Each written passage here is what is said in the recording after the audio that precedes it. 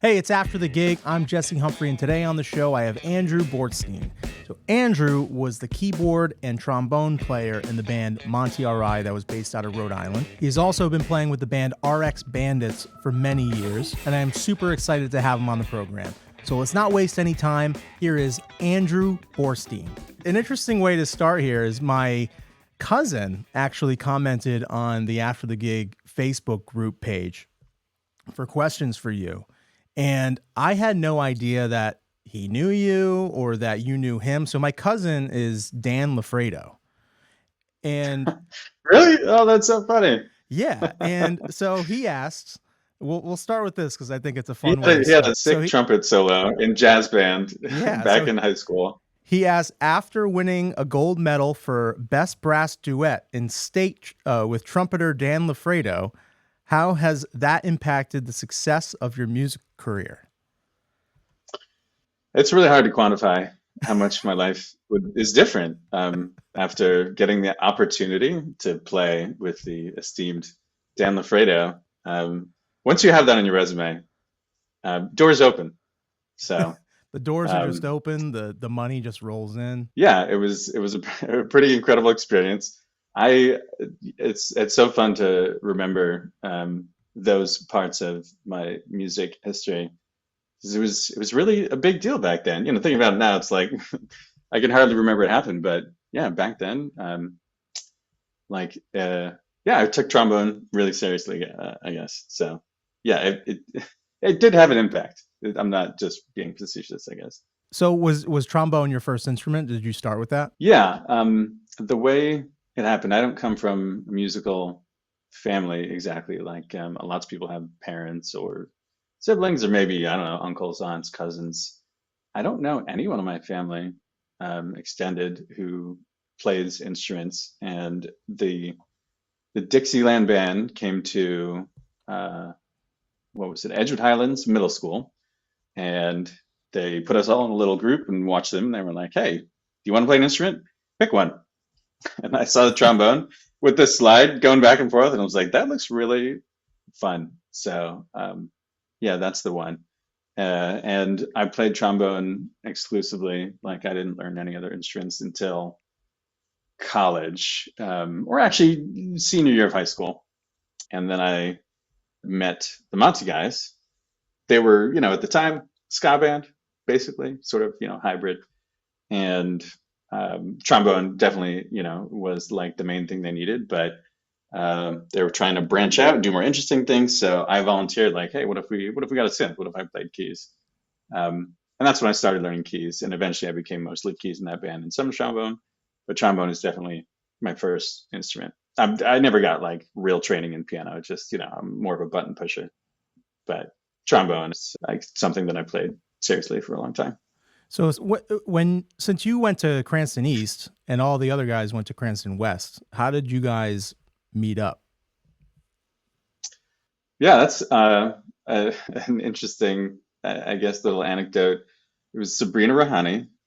She was a trombone player also at Cranston West. I think we met because we were both seniors at the time, and the two bands did this special, like, joint practice or show. I don't remember exactly what happened, but we rehearsed together. I don't know if The you two ever the did two that. mar- the two marching bands?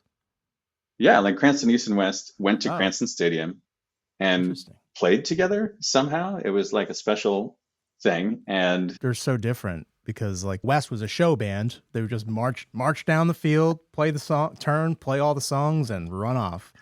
And all the dancers would do all the work. And then you guys were more of a competition band, which was like always so impressive. I remember it was Mark Colazzi was your instructor, right?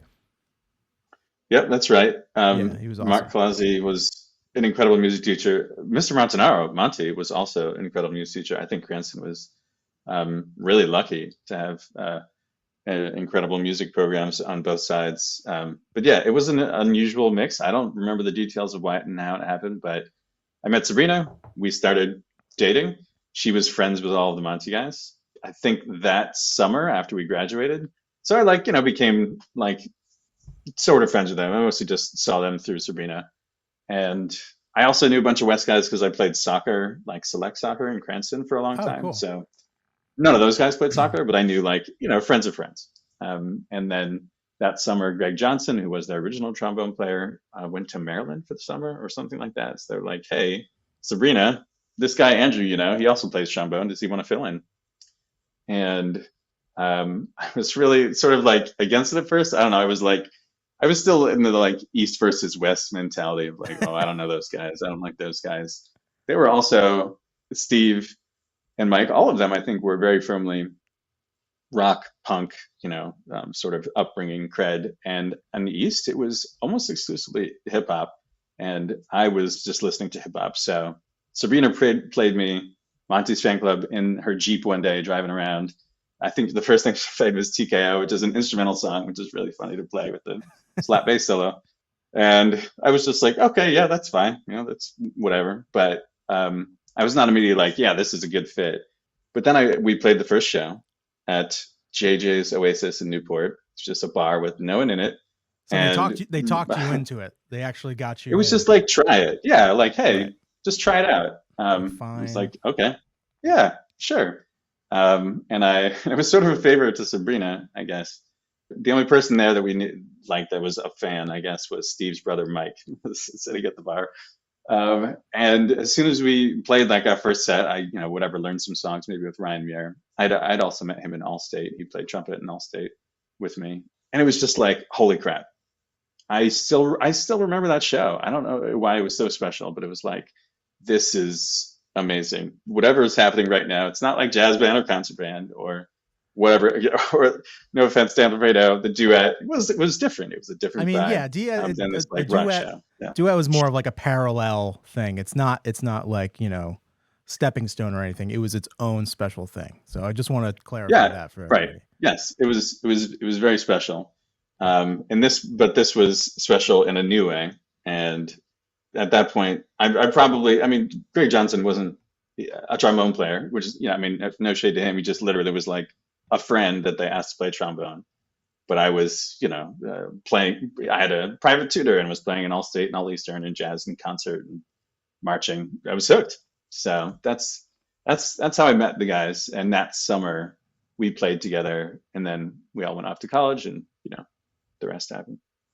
Right. How quickly after that first show were you guys like taking it super seriously? And because I mean, there's a lot of iterations of the band. So the way I remember it, which I think it might be wrong now, because I think you guys played more into college than I remember. I thought you guys maybe stopped like right after college or I don't know. But how quickly after that first show were you guys like, okay, this is serious?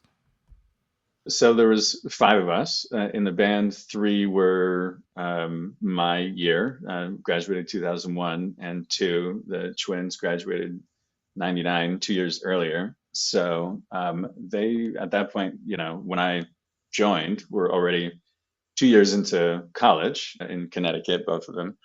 And their mom, Joyce, was, as far as I understand it, was more adamant about, or was just adamant about, like, you have to finish. There's no other option here. So we played until they finished college, we all stayed in school. So all 5 of us were in college for, I guess, the first, 2 years. Although Steve, I'm not sure if he left earlier than that. But the way I remember it is, me, Mike, and Steve did freshman and sophomore year in college, basically until Ryan and Justin graduated.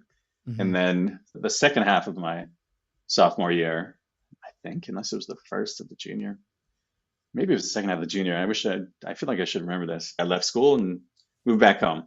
We all moved into a house together. So basically, as soon as the twins graduated, we all moved home. Steve probably didn't do any URI at that point. He was just like, I'm done with school. He never really planned on finishing. I don't think he ever did. Me and Mike both did eventually.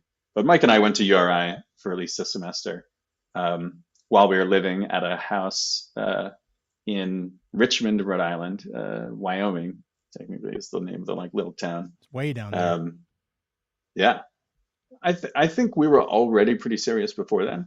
I never went on any spring breaks, like to do normal college stuff. I never traveled abroad. Like these are things, that everyone was doing at college, but I spent every weekend, almost all of those breaks, summer breaks, playing with Monty. We were already like in the summers during college doing like Warp Tour, I think 2003. That was the first time I did it. We started talking to managers, started talking to label folks, and we all moved into a house together and we're living on hot dogs and ramen. That's when it's serious. Right. Yeah, because that music, like all that stuff was really taking off, and you guys switched more from ska and horns based stuff to more like rock, indie rock thing. It was I would describe it as more intense than that. All that stuff was kind of taking off around that time. So what was that process like, talking to managers and having that exciting energy around it? Yeah, I think that's the best way to put it. It was exciting. Everything was exciting. We played a show with the Mighty Mighty Bosstones in Baltimore. And so we met Tim Burton, who's the sax player for the Bosstones, and he was trying to start his own label, Vacant Records. And it's funny to remember that name because for a while, Steve, the lead singer in Monty, made that his voicemail of like Steve from Vacant Records. I don't really know why, but it's like some amount of cred. So we thought like maybe this is our chance that someone from the Bosstones likes us. And there was one time where Tim drove out to Cranston and came to Mike Matarisi's house, and he like plopped down a printed out piece of paper. It was just, I don't know, Microsoft Word or something, with like European tour dates. It was just like nothing existed. It was just like, we'd love to send you to Europe. And we were like, oh my God, this is incredible. Some guy from the Bosstones is at Mike's house.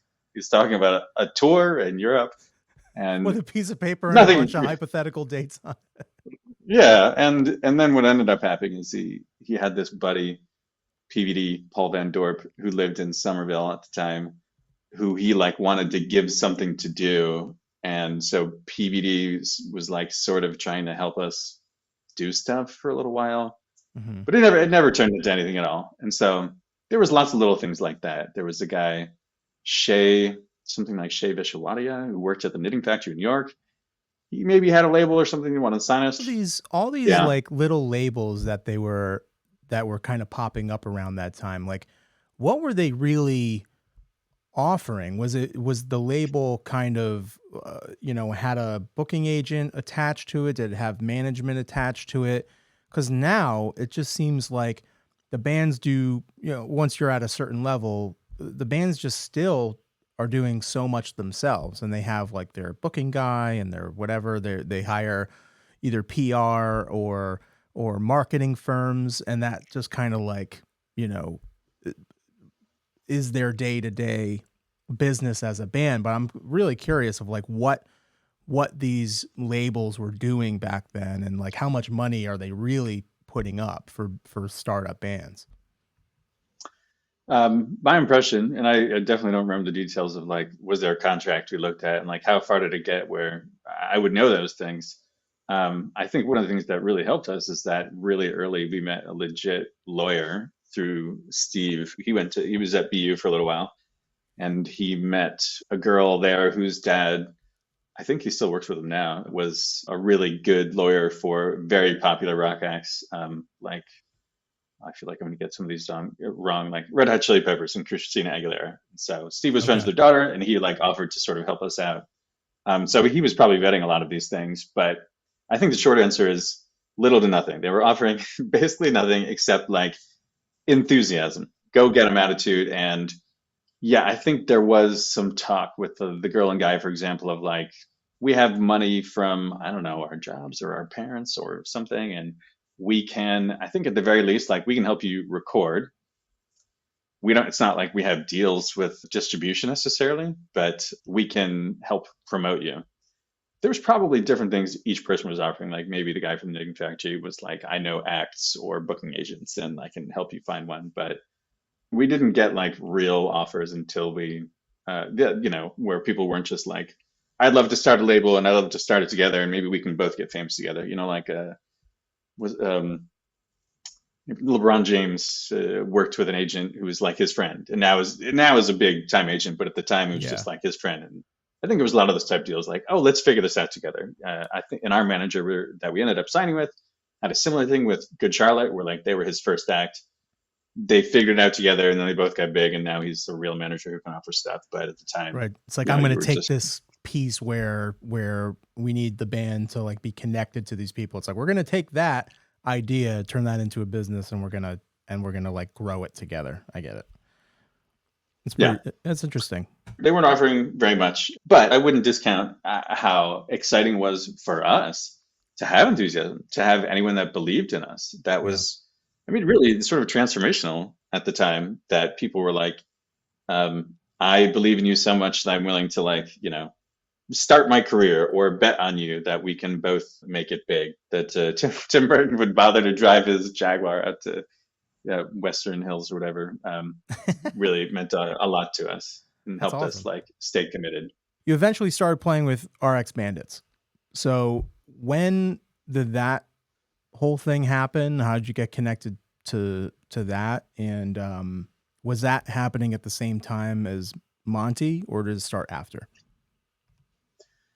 Yeah, it overlaps in a lot of interesting ways. Way back is that everyone in the band was an RX Bandits fan. Everyone in Monty Are I loved RX. They were like one of the first big influences that I found when I joined, that I also really loved, because there was a lot of, I don't know, sort of straight up punk bands, or I don't know, other things that folks were into that I wasn't as much into. I don't know, MXPX or FX or Millencolin. I don't Voodoo Glow Skulls, whatever. Insert the blank. Even a lot of ska bands, I was just like, that wasn't really my thing. But RX Bandits was special, and they were also, I think, the type of band that we wanted to be. Like, they weren't just a ska band; they were doing interesting, progressive, epic stuff, but also still had horns somehow and still were cool. It was, I think, a lot of bands wanted to be RX, at least ones with horns.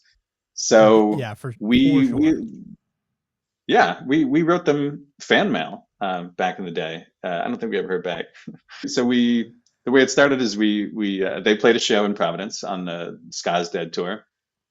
We like found them afterwards and was like, hey, you should come back here and play with us. We have a lot of fans locally now. We'd love to like help you promote and get a good show. You headline, we'll, you know, be on the billing somewhere, and we can make sure it's a good time. And they wouldn't have agreed, except they ended up booking 2 college shows in the Northeast. And the way I understand it is because we didn't know exactly at the time, but they needed a place to crash, and they needed people to provide equipment and like transportation. And so they were like, hey, let's call those guys for Rhode Island. Um, so we booked a show at the living room with them, and it was us and Slick Willie and some other band, maybe Gavin Castleton. And we played 2 shows, one in Providence and one in Connecticut, I think at the LNG. This show with RX was an opportunity for them to come stay with us and meet us. They played in our old band space. I don't know if you ever spent time at the Hawthorne building in Cranston, where they had a bunch of practice spaces. Yeah, so I remember the first time that we did the drum circle thing at the Strand or Lupo's. Oh, right. We did that rehearsal at that space. That's the one right off of I don't know what the name of the street is. Park Ave. Park Ave, yeah, right off of Park Ave near Elmwood. Elmwood. Sure. Oh, sure. Yeah. Yeah, so they came to RX when we were still starstruck at that point. You know, they were going to be playing shows with us, but they were still like, you know, our idols to some degree. And they came to our band space, and we, like the night before we had shows, we jammed all night. And the most impressive thing to us is that every single one of them played an instrument that was not their main instrument in the band, and played it better than we do at our main instruments. And it was a really fun jam. It was also like really eye-opening, because they were a real band in some ways that we weren't. You know, we were pretty sort of buttoned up and never got like really into drugs, but they woke up in the morning after sleeping in the practice space, and Joe, the bass player, was doing coke off the bass cab, like to start the day. And you know, our little minds were blown, like, what is happening here? These are real rock stars. we kept in touch, but we were still unsigned and, kind of a nobody band. But as soon as we got signed, that was 2004, 2006, we got signed. They were the first band to invite us to come on tour. So like as soon as we were like legit, they're like, all right, you can come out. And it wasn't because we were like really fit with them well, or music that they really loved. It was because they just loved being with other people that they enjoy spending time with, like on tour. Like you spend a lot of time together, so like let's have fun. We were probably what they described as GGBB. I don't know if you've ever heard this before. No, what does that good mean? good guys, bad band. So I don't know if they might not say it. I mean, I'm curious to ask Matt now if we were in that category. Good guys. Their fans band. didn't. I love that. Yeah, their fans didn't like us, but they don't care. And this is one of the things we loved about them. Like they weren't just about, I don't know, tickets or door money or clout or ladder climbing. It was about the music and the vibe. And like, we're going to spend 2 months on the road. Like we got to enjoy it. So the way I got involved with them was that tour was split into two halves, and there was like two sets of bands in the first half and two sets of bands on the second half supporting. We were on the second half, and like, I don't know what it was, a couple weeks before the shows started, their sax player, like the RX's, full-time sax player, quit the band. It was a total surprise. It was like he announced it at the New York show, and we were set to pick up shortly after that. So Steve Choi, the RX guitar player, called me up and was like, hey, can you play with us? We need an extra horn player. They already had a trombone and a sax. The sax guy left. Can you learn all our parts in the next couple weeks? And there was no way I was going to say no, but I was like the scariest invitation of my life. I love this band. I know these songs really well. I'm like a decent horn player, but like, holy crap, I'm just supposed to show up on tour with a totally different band. I've never played with any other bands. But I agreed to do it, and I practiced my butt off. I transcribed. This could be a long digression. Maybe this is more detail than we need. They didn't have any horn parts written. They didn't have any stems. When I asked if they could get me stems, they were like, "I don't know what you're talking about. I don't know where they are. I don't have time." Like, yeah, like they were just like, in a nice way, like, "Hey, you got to figure it out." I don't know what to tell you. I used Amazing Slowdowner, this like little app that slows down songs, and I listened to every song like 1,000 times, and I was transcribing the sax part, what sounded like is that a sax? Is that a horn? And they're really low in the mix, and they're weird and jazzy, and very deep and affected. But I transcribed what I thought were all of the horn parts on all of their albums up to that point. That's a lot of work. It was a ton of work. I was learning lyrics because I was doing backup vocals too, and also when they play live, they jam a lot. Sometimes they'll start a set with the first part of one song and end the set with the second half. They just deconstruct it in all weird ways that you can't get from the album. And I just remember being in the van, just like listening. The very first show, so we started the tour then, but I didn't start playing right away because I wanted to get some time to rehearse. But we didn't have time to rehearse. There was no rehearsals. We were already on tour. It started in Detroit. I sat in the back of the room. I didn't sat. I actually stood. So the whole crowd is there watching RX. Monty played, then another support, and then RX. And I got out my trombone, and I probably looked like the weirdest super fan ever. But I stood in the back of the room while they were playing and like played my horn parts to try to see like, are they right, or like, am I on time? Just like I practiced live. I didn't even get to play in sound checks with them. I don't know why. And I'm sure there was fans watching me like, wow, this guy's really into RX. He brought his horn to the show. It is just playing along in the back. So you're like behind, essentially behind front of house, just practicing, or you're backstage? Yeah, I'm in the audience. Playing my horn. That's amazing. Yeah, I like as they're playing to make sure that I was like knew my stuff, because they were expecting me to just jump in. Like, you're a professional. Like, I didn't give you anything. You just listen to the songs. You figured it out, and then we'll go. And I asked I asked the trombone player at the time, like, hey, is this part right? What do you play here? And he was like, I don't know, man. I don't know what the sax plays. Just like, what? Yeah, okay. And then and sometimes I would ask the lead singer, like, what part do you sing here? And he's like, I don't know, man. You just gotta feel it. But like, this was the thing that was really special about RX, that like compared to Monty was totally choreographed. Every note, every movement, oftentimes the banter between songs was like literally, transcribed ahead of time. RX was total like, let's just feel this in the moment. And if it's not the same notes in the album, like that's fine. Play some good notes. Does it feel good? Great. Yeah. I played the whole tour with them when they had that one trombone player and me, so there was two trombones. Eventually, their trombone player also left the band, and they were left with no horns. And I was at that point the only horn player, otherwise, who had ever played with them and knew all their parts. So when they wanted to have horns again, like on reunion shows, they broke up for a little while, and then they had like these full album shows. That was the first time I did it really since tour. This was, now that was we toured in 2006, and this was now like 2011 or 13, 2011 when we played these first full album shows in New York. There was 3 nights in a row. They called me up. They're like, "Hey, our horn parts. Do you want to play with us?" So it was me and a few different sax players for a while. But the reason I'm still playing with them now is because I know their parts. They like me. We get along well, and that's really it. So I've been a touring member since 2006. Wow, that's a long time. How often would you say they currently play still, and how often are you playing with them now?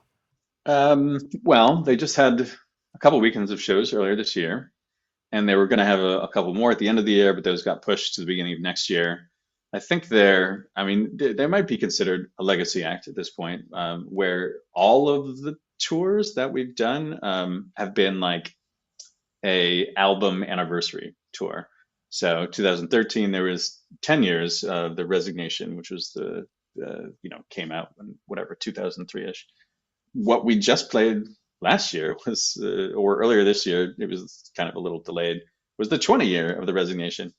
So they're not touring like full time by any means, but I think a lot of bands are probably taking a more approach of like, let's not oversaturate. Let's make sure all the shows are sold out or as close to, or like,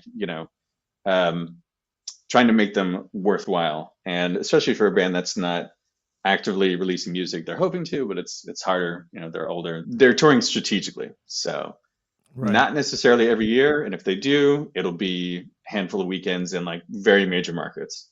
And also they're now doing this weekend show fly out thing because it's hard to be gone for actual weeks at a time. It's also expensive to rent a bus, a lot more than it used to be. And crazy. The drummer, lead singer, myself, and the touring sax member, we all have kids. That's a new thing.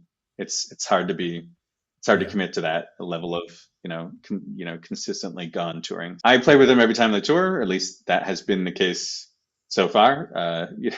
I'm gonna have to. That might change now with kids. I probably shouldn't have gone on the last tour when I had a 3-month-old.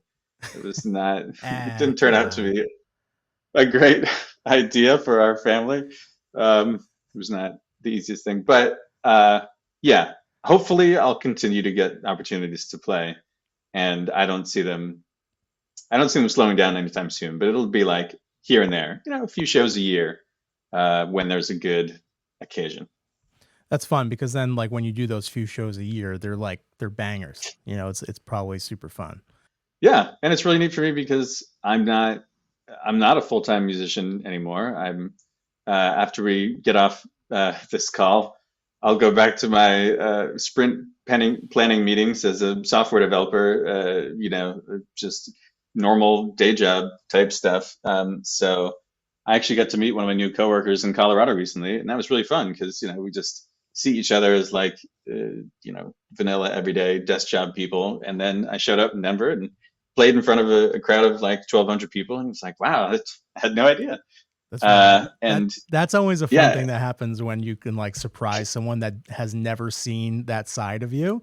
And of course, like, software, I imagine there's a lot of like suit and tie and like pen holders in the pocket, and it's not really normal to see somebody like really rocking on stage, especially with someone like Rx Bandits.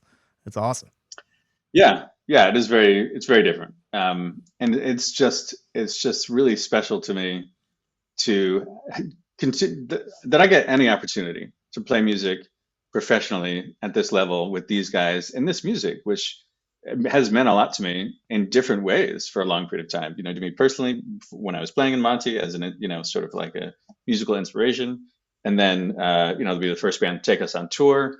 The only other band that I've ever played seriously with, other than Monty, they were also the first band, or well, I went on tour with their band very shortly after my dad died in 2013, and that was like a really special, occasion at the time. Sort of, carrying on and keeping the torch going. He was a really big supporter of me and my music. So there's a lot of I have a lot of connections to this music and to this band. But yeah, to just be 40 plus, I have to think about it now. Am I 40? Am I 41? I think I'm 41. It's hard to keep track, and still get to play music and to tour some. It's really special. How is that work music balance for you now? Is it good for you? Do you wish you played more? What is that? How do you feel about that right now? Yeah, it's an interesting question. It's definitely complicated with a child, for sure. Like, how much can I play?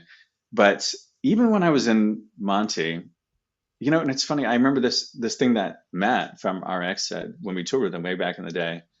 Um, we were so excited to be on tour. Like, this is the pinnacle. This is amazing. And I don't remember exactly how the conversation started, but I was saying something like that to him, and he was like, "Yeah, it's cool, but like when I'm home, I get to play music a lot more. Like on tour, I get to play an hour and a half a night, but when I'm at home, I can play for hours." Yeah.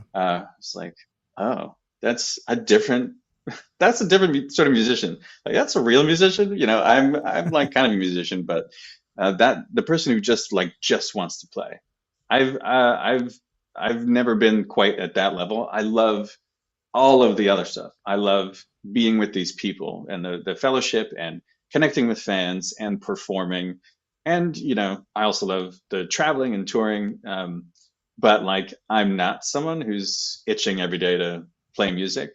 I would not even consider, I don't think, any other touring opportunities if they came up. I have no idea who would invite me to come out, but if they did, that's not something I'm looking for. It's like, Mm. I love these people and these experiences and this music, both Monty and RX.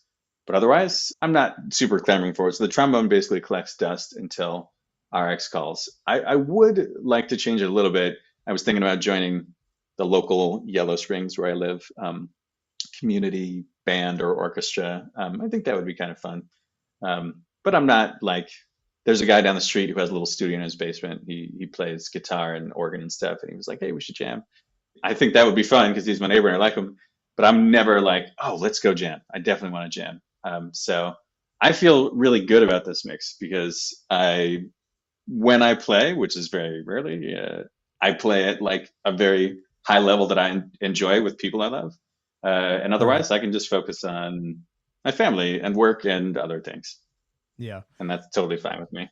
I think that's a super, I mean, I feel kind of the same way. Like I love being out there connecting with fans, playing the show. But when I come home, well, I don't know. I guess I play a lot when I come home too, but I don't necessarily always have the drums set up. I'm more of like, I Mm. like the songwriting aspect. I like learning how to play different songs. I like playing guitar and singing and stuff. So when Carbon Leaf shows are coming up, I always like, set up the drums and make sure my hands are feeling good. I'm stretching, all that. I'm sure it's the same. It must be even harder playing trombone with like the embouchure. Does that go away? Is it hard to Mm. get it right back up and going when you guys have to play a bunch of shows? Yeah, it 100% goes away every single time. It's like I've never played trombone as soon as I pick it up for the first time. But over the years, it comes back quicker and quicker. I think I've got it because I've done this a bunch of times now where I literally don't touch it for a year or two, and then RX calls and I have to get ready. So I would say 2 weeks, I'm good to go. This last tour, people are getting older. The voices aren't quite in the same shape they used to. We down tuned everything a half step. That was gnarly because on trombone, every single position is now one different. And some at the end now get moved to the beginning. Like if it was Oh wow. 6 or 7, it's now one. So and I had muscle memory of like, 20 years or whatever, 15 to 20 years of muscle memory that I had to sort of forget. But normally, yeah, getting in shape, it's like exercising. I actually just started going to gym after like 2 months off earlier this week, and oh my God, I was sore. And it's the same. Just like I can't even play for more than half an hour without my lips just feeling like mush. That first time back to the gym is like, if you get back the second time, you're okay. The first time is hard. You can do it. I believe in you. If I can do it, you can do it. It's worth it. I appreciate that. Thanks, man. I know Stevie is a rock star now with 30 Seconds to Mars, has been for a while. And do you guys see a reunion in the future at all? Has it been talked about? Is it just like not even on the radar at all? What do you think about that? Yeah, so for Monty Are I, will we play another after our 20 was it 20? Yeah, 2020 10-year reunion, 10 years after Yeah, breaking up. you guys caused the pandemic. It was crazy. The show was so crazy. The It show caused was, a yeah. global pandemic.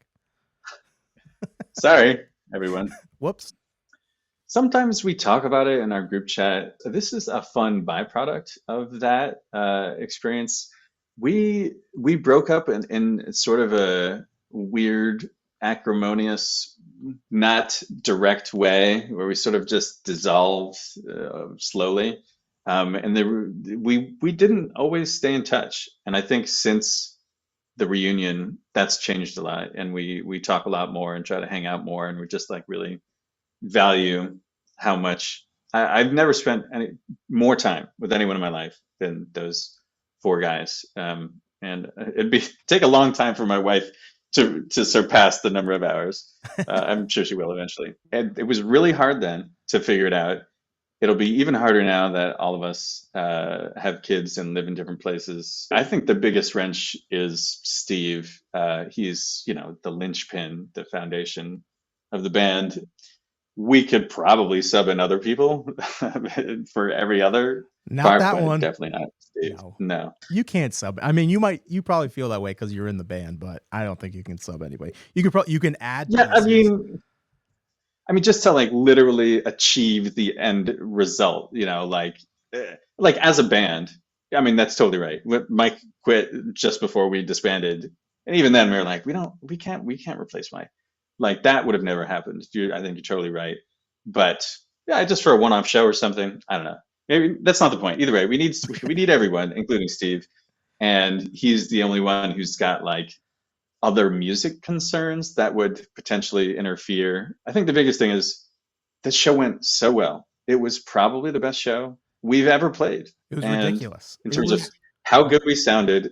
And well, I'm happy to hear that from your perspective. Because it was so good. I don't know totally from our side of it on stage, but we were older and more mature. The like extracurricular, I don't know, career stuff and pressures weren't weighing on us. It was just like, let's have fun, let's do it well. One of my biggest regrets is not having a real recording of it. I pushed for it, whatever. But just like I said, I told you so now. If any of them are listening, we really should have had a recording.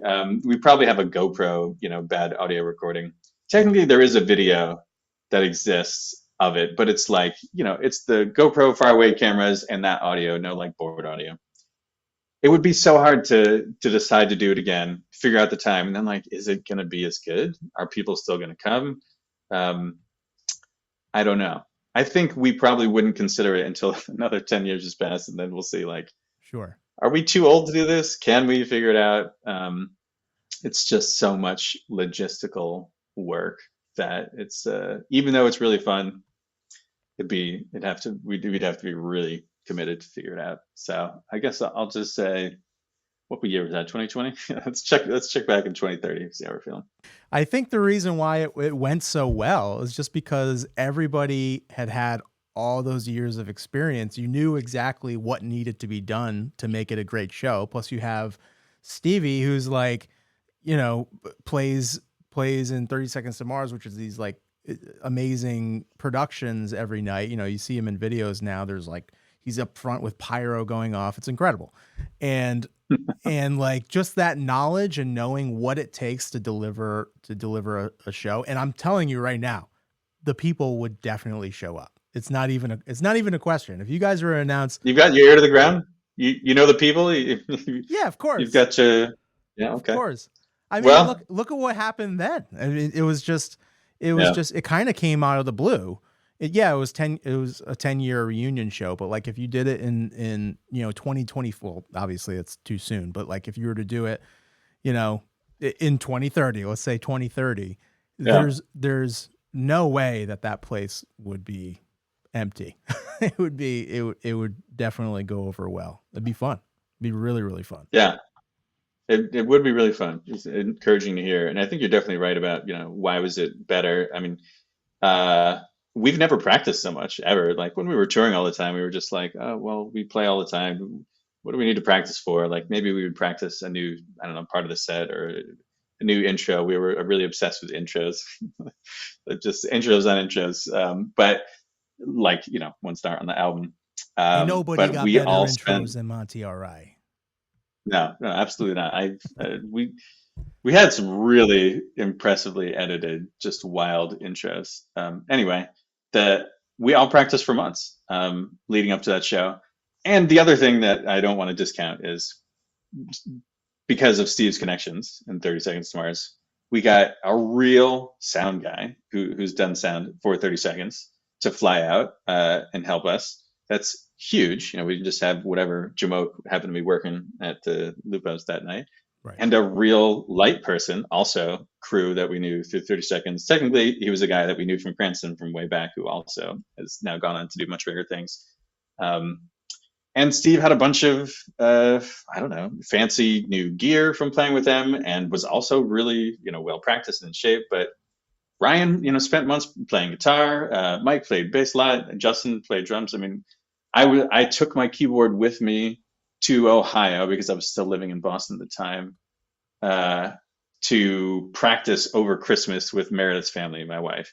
Like I was, everyone was really serious about it and more than we ever had been before. So I'm sure we'd take the same approach again. It would just now have to be like, okay, the baby's asleep. I have a half an hour to play before I fall asleep. Can I practice? I'll tell you. I'll tell you from experience. You get used to it. You're like in the thick of it right now, where it's so hard you can't even imagine. What? How old is your kid? It's like 8 months now or something. Yeah, we have a almost 6-month-old daughter named Winona. So she's she's gonna be 6 months in 5 days. Yeah.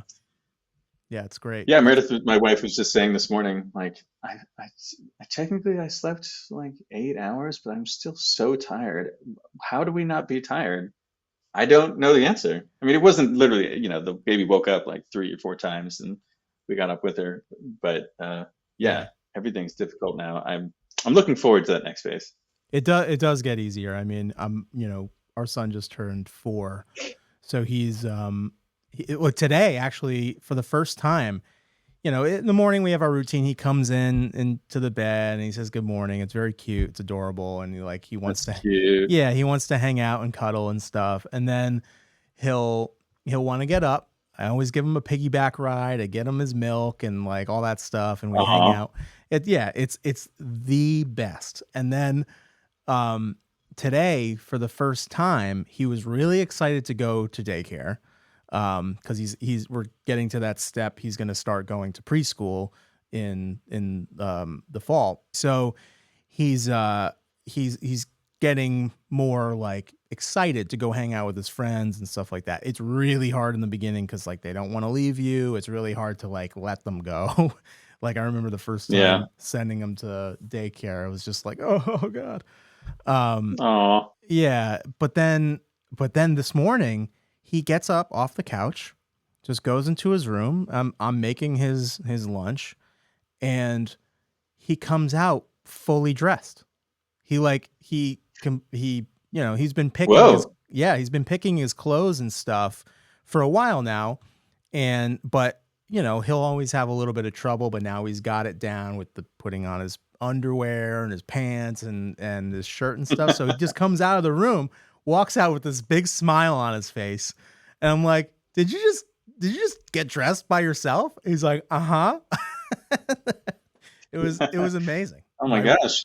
What Yeah, a right. big, what a big boy. That's incredible and Yeah, it's amazing awesome. what we get excited about as I know. parents. Like right now for me, that's like, oh my God, she rolled over onto her stomach and then back onto her back again.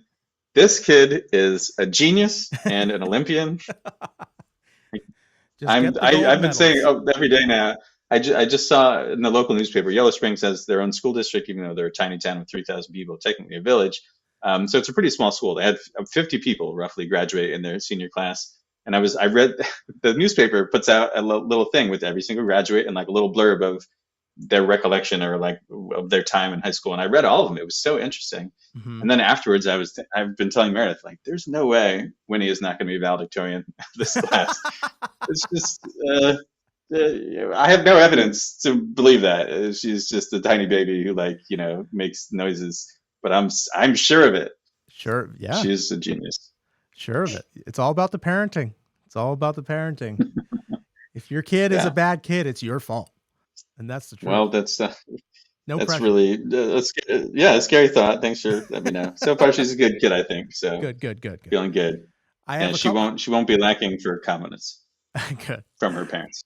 I have a couple more questions. So now here's the after the gig fan question. So we already covered Dan, and which was amazing to learn. So Katie Musselman is a big fan of After the Gig. You covered a little bit of this about playing trombone and your kind of skill set of playing keys and what you do as far as that thing. But she asks, how does playing two different instruments help to enhance your skills on each one?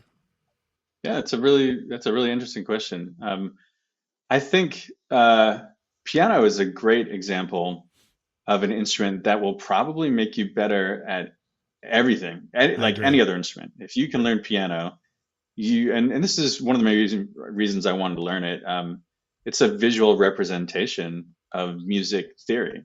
You can see scales, so you can see half steps and whole steps, like color coded, and progressions and inversions, and then you also need to be percussive and rhythmic as well. I think playing piano definitely made me a better musician. And compared to trombone, I don't know the right way to put this. It's not polyphonic. It's monophonic. You can only play one note at a time, unless you're Bill Watrous or someone, and you can do the like overtone thing where you hum and play at the same time. Right, It's right. not something you would do often. It's like a weird trick. So it was. I always wanted to like play music I knew, but it's not fun to play. I don't know, Radiohead on trombone. It's not cool. But being able to play with two hands was super hard for me because I'd never done that. Like, oh, this one's doing something different than that one. That was a really helpful skill to learn.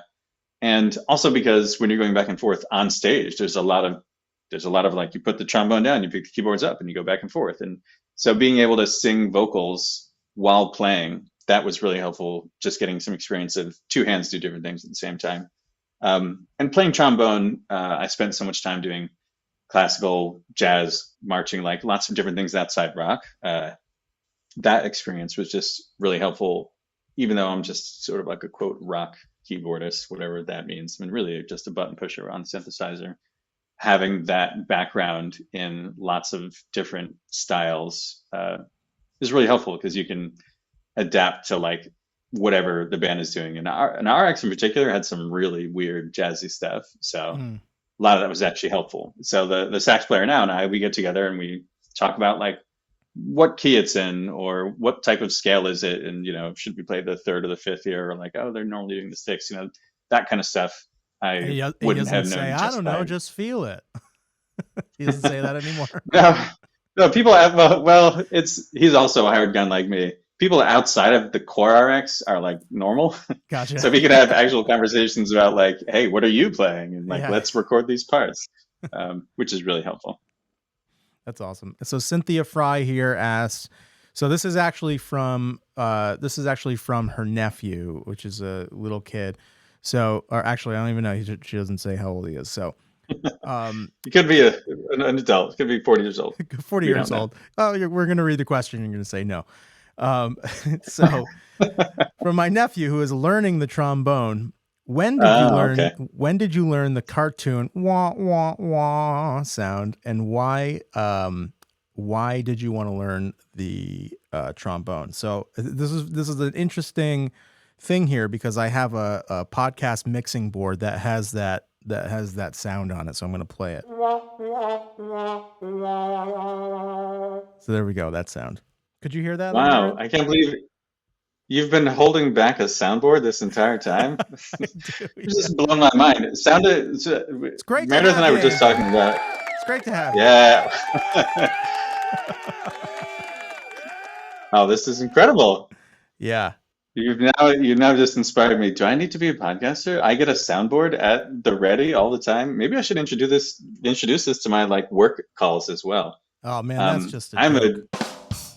I, I'm so obsessed with sound effects. You really just you're barking up the right tree right now. Okay. Meredith was just talking about how like when he's taken after me because when we make like funny noises, she gets really into it and like laughs a lot. And I love it. that's my bread and butter. So that was the first thing probably everyone plays on trombone, or like as soon as you can get a note out, is the wah wah wah, or you Right. just some like wah wah. That's also a variation that's Mm-hmm. pretty popular. Sure. Um, Sure. Yeah. Yeah. and and so wait, so that was the first question. When did I learn to do that? And then what was the second part? The second question is why or when did you learn or why did you want to pick up the trombone? But we covered that pretty early on in the episode. But you can recap. Yeah, or maybe there's some other part of learning that's interesting to someone who's learning now. I actually always Yeah, wanted to learn the trombone. Drums were actually trumpet was first for me, and then I did drums at the same time in elementary school. But the first instrument that I wanted to play was the trombone. But my arms, I don't know if it was because they just told me that my arms weren't long enough to reach all the positions with the slide, or if it was just because like the trombone was more expensive and we already had the trumpet at home. uh, So yeah, it could have been either one, but as far as I know, my arms were too short to hit all the positions when we first started. yeah. That sounds like suspect advice from my perspective. If you were very small, but even still, you've got maybe 5 out of 7 positions. You don't need all those positions. Right. There's a I've few never notes you been can't very hit. That's small. fine. Yeah. So, yeah, BS. I I'm would calling say BS. trombone is an interesting instrument. Yeah, it's definitely BS. Trombone is an interesting instrument to learn because the positions are infinitely fluid. What is first is maybe an exception because first is basically at the beginning, and then eventually seventh is like, well, the slide will fall off. You can't go further than that. But in every register, the notes are slightly like it's maybe a slightly up. The third position is like a little bit high on this note, a little bit low here. So there's a lot of room for error, which is like good and bad. Good because it is a lot about feel with trombone. Like a lot of great trombone players, they just sort of like play loud and dynamic, and you can fudge notes in different directions. If you can train your ear and be comfortable with ambiguity, you can be a great trombone player. It's very forgiving compared to, I think, some other instruments like maybe, I don't know, a French horn, which is also brass. You have to be very exacting. So if you're learning trombone, or someone who's learning trombone, if you can have fun and start to develop your own ear for like what's in tune or not, or what sounds good, you'll be in great shape. Now, I know nothing about the trombone. So when you say that the notes and stuff are fluid, like there must be a certain set of notes for each position, right? Yeah, now I'm tempted to get it out. It's in the basement. It's a little bit far away, but I can sort of visualize what it looks like. So first position is like the slide is all the way in, and it like Yeah. stops up against the piece of the instrument where it can't go any further. So that's first position. And if I were to play a B flat scale, so yeah, there's this first, and then second is pretty much halfway between first and the bell. The bell is a really important part of knowing where the positions are. Third is right at the bell. And then fourth is when you pull the slide out, there's like a little bit of metal that, before where your hand holds. Fourth is like where that beginning of that metal hits the bell. sixth is basically your arm is straight. Fifth is halfway between those two. Seventh is like you hardly ever will need it, as far as you can possibly go. But some, like for example, so I would play B flat scale. I would play first B flat, sixth C, fourth D, third E flat, first F, and so you can probably hear like 4 to 3 is a half step, 3 to 1 is a whole step, and then fourth again for G. But because of the way the vibrations work, as you get higher and higher up, the positions get closer and closer together because probably the waves get smaller. So like you can only fit a certain size wave in a certain amount of brass, when you're low. But like once you get high, you can play a bunch of notes in sort of a close range, and you can also play the same note in first as you can in fourth, because the waves fit in like the same amount of tube, as this size or like double that size or something to that effect. I'm probably describing this totally inaccurately, but this is at least the way I imagine it. I've never even heard it described before, so this is actually really interesting for me, because that means that with all those positions, and when you get higher up the scales and they get closer together, you have to be really accurate to have good intonation. So like you have to really do it a lot. And I know I've seen people like get into third position and they use their fingers to stop them on the bell to kind of cheat to get into that position. So I've seen that plenty of times, and then like they use it to like kind of get to fourth like that. So, and it's I mean, I had never actually heard it described, so I think that's really, really good. That's cool. Yeah, no, it's definitely accurate, because when you get high up in the register, F sharp and G, for example, are two sort of special snowflakes where they're actually a sharp 3 and a sharp 2. Like they're not a normal 3 and 2 to be totally in tune. They're between the positions. Yeah. Okay. They're in between. Oh, that's fascinating. I want a trombone now. Now I want a trombone. Yeah. So there's not a lot of, I don't know if guitars, I mean, maybe a fretless guitar is similar, or like a stand-up bass that doesn't have frets. Like those are fluid in the same way, where you don't just hit the valve or you hit the fret or hit the key. Yeah, like guitars have funny strings. Like, the B string is always a little weird.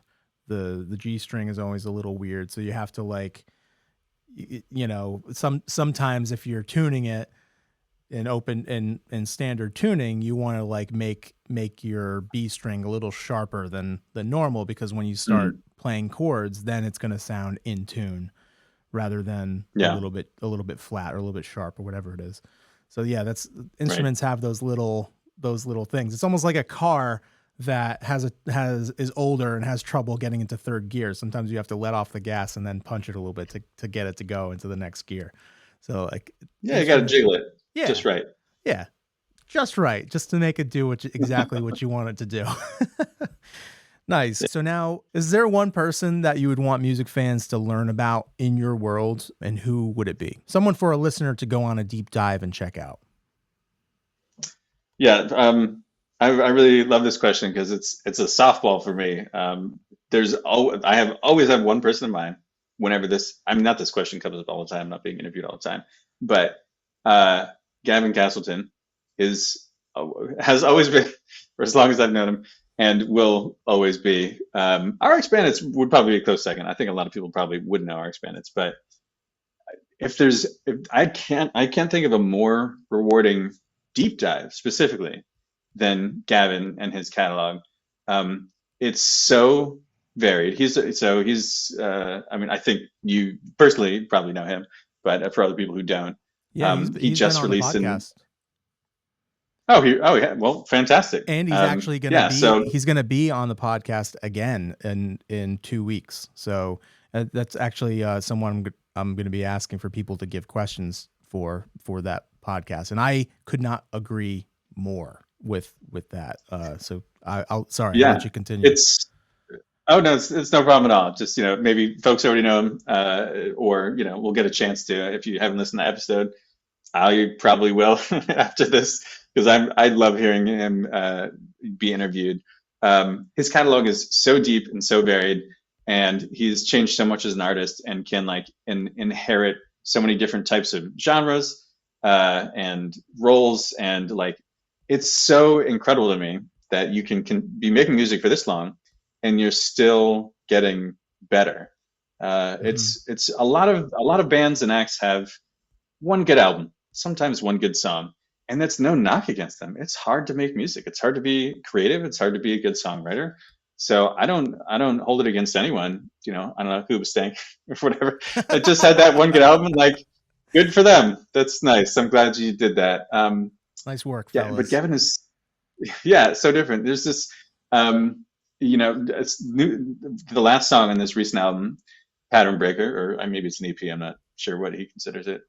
And it's called Brand Refresh. And it's about how he's a new dad now, and I think maybe his son is like a year old or a year and a half or something, and he's always been the guy who's used like pain and suffering to draw from in his art, and now he's like really happy and in love with his kid, and like, can you still make art, inspired art, if you're like everything's good?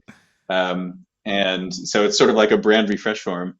But there was a line about it, like how it, I'm going to butcher it now, but how it that sort of feeling can neuter your art. And I texted him after I heard the album, and I think this is true. This album is proof, or this EP, that his art is unneuterable. So that's the highest praise I can give. It's a weird way to describe it, but he's a totally very agree. Special type of artist. So yeah, that's my number one. When this most recent album came out, I sent him a text. I was like, dude, like this is fantastic. Every time he releases something, and I actually interviewed him for the podcast right after. It was like either the day after or a couple days after the Monty Are I reunion show, because he was in town and I lived in Providence at the time. So he came to my apartment and sat down with me, and we talked and had a great deep dive. And it's funny, somebody actually commented on like, we wrote a review of the podcast and mentioned like, love the deep dive with Gavin. It's like the first time we've got to hear him talk. So I think you'll be super into that episode. I'll send you the link to that when we're done. Yeah. Gavin I appreciate that. He's the best, man.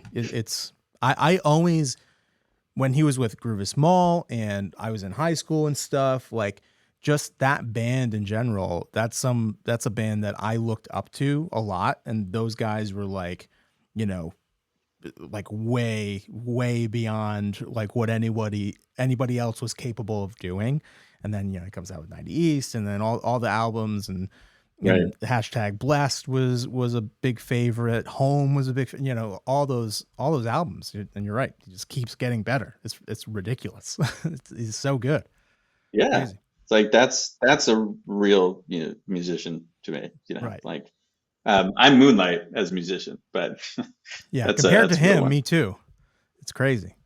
It's unbelievable. Well, this was fantastic. Thanks for talking to me and telling me all those stories and letting us in on RX and Monty. And that was fantastic, dude. I appreciate it. Yeah, it's really fun. Thanks for having me. It was a fun conversation. And that was my conversation with Andrew Borstein. Please make sure you check out my new newsletter. It's in the description below. It's linked there. Sign up. That's also how you sign up for the mailing list. It's free to subscribe, and you get information and different insights from me each week, every Sunday at 10 a.m. And I'd love for you to join the After the Gig community on Patreon. So click the link, become a patron today. And if you're just listening on audio in the car, remember, you can always watch on YouTube. Every episode of After the Gig is now on video. So go over to the After the Gig channel on YouTube and subscribe right now. Right now. Do it right now. And I'll see you soon. Bye-bye.